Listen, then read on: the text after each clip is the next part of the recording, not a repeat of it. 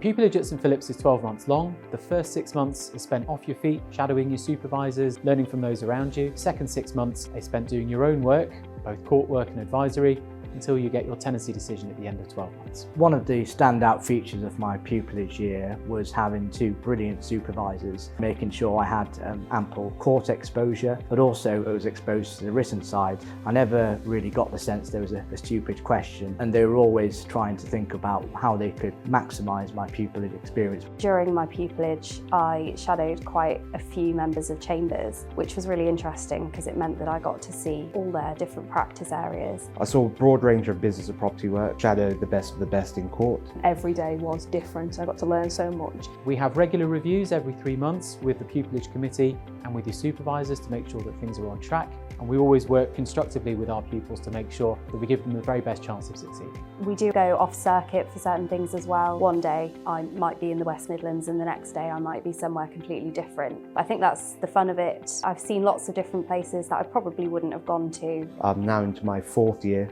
in chambers. I can see that all the work that I put in during pupillage year has really paid off, and I can see that development. So I think St Philip's is really good at giving you exposure to courtroom work, but also those really important networking events of which you'll meet your professional clients. The West Midlands Family Law Bar Association, they do interactive sessions and training sessions with us. Just general life as a barrister, I don't think any chambers has necessarily the same way of training their pupils in the same way as St Philip's has done for me.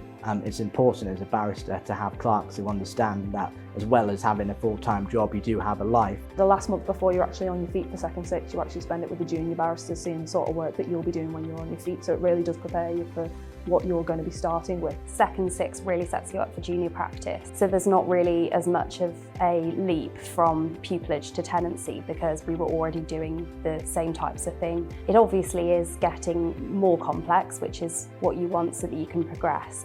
The best candidates for pupillage are the ones who are all-rounders. We want strong academics, but we don't want that to be everything. We want people with varied work experience, not just in law, but in all different types of sectors. And we want people who have potential and enthusiasm to learn. Of course, everyone's going to have the same level of qualifications. Try and get your personality across as much as you can. And that means trying to find out what your unique selling points is. I think one of the most important things is to get as much practical experience as you can. Making sure you do the basics. That means doing mini pupillages, getting appropriate relevant work experience.